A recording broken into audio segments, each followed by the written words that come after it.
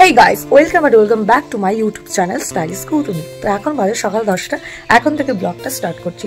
তোমরা সকলেই জানো আমি অম্বলবতীতে বাবার বাড়ি এসেছি, তো ভাবলাম এখানে যখন এসেছি একটা ব্লগও তোমাদের সাথে শেয়ার করি, সেই উদ্দেশ্যে আজকে ভিডিওটা করা। তো গাইস এখন ঘুম থেকে উঠলাম, ফ্রেশ হয়ে সবাই এখন বসে আছি, মা আমাদের জন্য টিফিন রেডি করছে।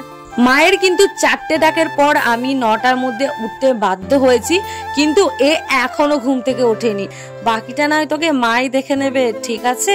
সকাল 10টা বাজে এখনো কিন্তু বিছানা ছাড়তে পারিনি, এখনো অনাবর্ত ফোন ঘেটে যাচ্ছে। যাই হোক, আমি আমার মতো সেটেল হয়ে গেছি, বাকি তোকে মা দেখে নেবে। লক্ষ্মীটির মতো কিন্তু সকাল সকাল উঠে পড়েছি। সকাল সকাল বলতে এখন বাজে 9টা। মা একবার হাত দিয়ে গেল, আর আমার ছোট বোনও গেছে স্কুলে। এখন তো বাচ্চাদের গরমের জন্য সব সকালবেলায় স্কুল করে দিয়েছে, তো স্কুল গেছে। আমি এখন এই মাত্র উঠলাম, ও এখনো ওঠেনি, বসে বসে। এই যে মা সেই ছোট্ট বেলাকার মতো এক গ্লাস হরলিক্স গুলে দিয়েছে, আর তার সাথে দিয়েছিল এক বাটি ছানা। ছানাটা অবশ্য রাতেই দেয়, কেন জানি আর সকালে দিয়েছে। আর এই ছানাটা আমি আর বোন দুজন হাফ করে খাবো। ছানা খুব একটা আমি পছন্দ করি না। তার কিছুক্ষণ পরে কিন্তু এখানে আমি আলু চচ্চড়ি করতে বসিয়ে দিয়েছিলাম, তার কারণ এই গরমে পান্তা ভাত জাস্ট ওয়াও লাগে। আমি কিন্তু মানে শ্বশুরবাড়ি বলতে পারো, ওখানে কোনো রকম পান্তা ভাত পাওয়াই যায় না, আর দিতেও চায় না। এখানেও আমার মা কিন্তু একদমই দিতে চায় না, কিন্তু আজ অনেক বায়না করে পান্তা ভাতের মুখ দেখতে পেয়েছি বলতে পারো। আর এটা ছিল আমার পিসির ছেলে, তো দুজন মিলে ভাগ করে এখানে পান্তা ভাত খেতে লেগেছি। আলু চচ্চড়ি, পেঁয়াজ ছিল 2 ফালি, আর ছিল সাথে শুকনো লঙ্কা। ওহ, জমে গেছিল, কিছু বলবারই কথা না। যারা পান্তা ভাত লাভার বলতে পারো, খেতে ভালোবাসো, তারাই জানো এর টেস্টটা কেমন।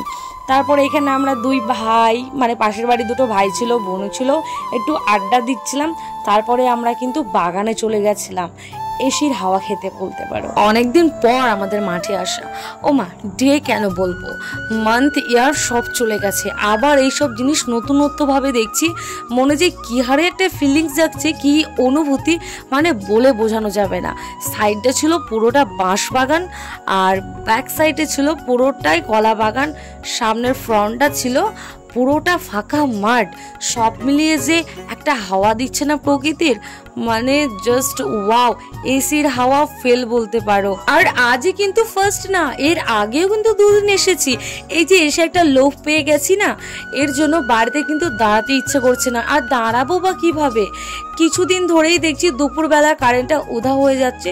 শুনলাম নাকি কারেন্টের কাজ চলছে, সেই জন্য সকাল দিকে কারেন্টটা থাকছেই না, বিকেল দিকে দিচ্ছে।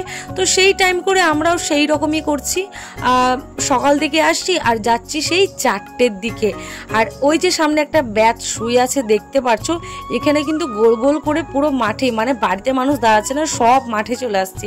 এই দেখো পিসিমণি, ঠাকুমা, একটা বুনি, আর এই যে তো শুয়েই পড়েছে। এখানে সবাই কিন্তু এসে হাজির হয়ে গেছে অলরেডি।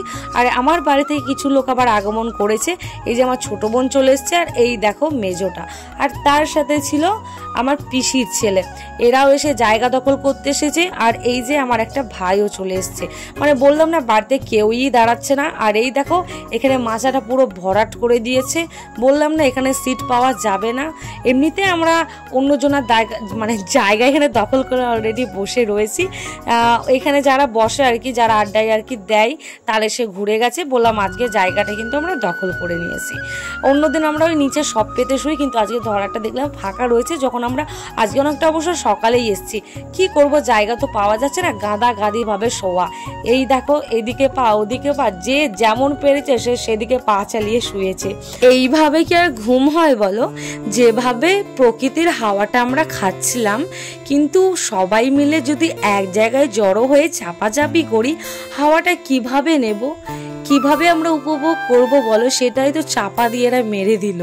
যাই হোক, প্রায় 3টে বেজে গেছিলো এভাবে চাপাচাপি ঠাসাঠাসি করতে করতে। বাড়ি এসে আমরা ফ্রেশ হয়ে আবার রেস্ট করি। এদিকে বোনু মুভি দেখছিল, আর ওদিকে মা সিরিয়াল দেখছিল। আর এই যে ছিল আমাদের জানলার বাইরের ভিউটা। বিকেল দিকটা যা লাগছিল না মন্দিরের আশপাশটা, মানে কোনো কথা হবে না, দারুণ লাগছিল। এখান থেকে এসেছি আমরা 2:45, এসে স্নান টান করে ফ্রেশ হয়ে খেয়ে এবার একটু রেস্ট করতে বসেছি। জানি এখন আর ঘুম আসবে না, 4টে তো বেজে গেছে, এখন আমার ঘুম আসে। আর ওখানেও আমরা অনেকক্ষণ ছিলাম, সেই সকালে 2টো ভিজে ভাত খেয়ে বেরিয়েছি, 2:45 সময় এসেছি। ওখানে টানা 2-3 ঘন্টা ছিলাম। আমার ফোনে একটু চার্জ নেই, আমি তো চার্জার আনতে ভুলে গেছি, তাই একটা চার্জারে আমাদের 2 বোনকে চার্জ দিতে হচ্ছে, ওর চার্জারে। তো ও এসে চার্জ বসিয়ে দিয়েছিল, তাই আমার ফোনটা পড়েছিল। এবার আমি চার্জটা দেবো, একটু দেখবো, তোর সাথে মুভি দেখবো। তো গাইস ফোনটা চার্জ হয়ে যাক, তারপরে দেখা করছি। মুভিটা শেষ করতে করতে লেগে যায় সন্ধ্যা, আর সন্ধ্যা হতেই বোনের আমার টুকটাক খেতে ইচ্ছা করে, কিন্তু কি করা যাবে, এইদিকে গ্রাম সাইডে কোনো রকম ফাস্টফুড খাবার পাওয়া যাবে না, হয়তো বানাতে হবে আর নয়তো কিছু করার নেই। তাই বোন আর আমি আর ভাই মিলে চলে গেছিলাম দোকানে টুকটাক কিছু কিনতে। তো ওখানে কুরকুরে বিস্কিট কিনলাম, আর এই এই ক্যারিটা এতটাই পরিমাণে ভারী ছিল যে এই সত্যি আবার ঘাড়ে তুলে নিল। কিছু বলবার আছে, যাই হোক। তারপরে বাড়ি ফিরে আসলাম আর বোনকে বললাম চল একটা রিভিউ দে তো এই ক্রিম বিস্কিটটার, কিন্তু ওর মুখের অবস্থা দেখো, বলেছি বলে আকাশ থেকে পড়ছে, আর আমাকে একটা খ্যাচ খ্যাচ করে বলে নিল। তারপরে মাকে একটা কুরকুরের প্যাকেট দিয়ে দিলাম, আর এই দেখো এর নাকি কুরকুরে চিপস খাওয়া বারণ আছে, তাই ক্রিম বিস্কুটটা নিল। এদিকে চিপসের কুরকুরের প্যাকেটটা দেখো কিন্তু লোভ আর সামলাতে পারছে না। এই দেখো আমি একটু দেখাতে গিয়ে ওবার মায়ের কোলে শুয়ে পড়লে, আর ওই যে ছিল পিছনে আমার ভাইটা। তারপরে রাত এখানে শুতে আসি, আর এই যে 1 গামলা জল দিয়ে আমরা বরফ করি, কারণ এই বরফটা কুলারের মাথায় দিলে হাওয়াটা খুব কুল ঠান্ডা বার হয়, পিওর ঠান্ডা। তো আজকের মতো ব্লগটা এখানে শেষ করছি। ভিডিওটা ভালো লাগলে অবশ্যই একটা লাইক আর সাবস্ক্রাইব করে দিও।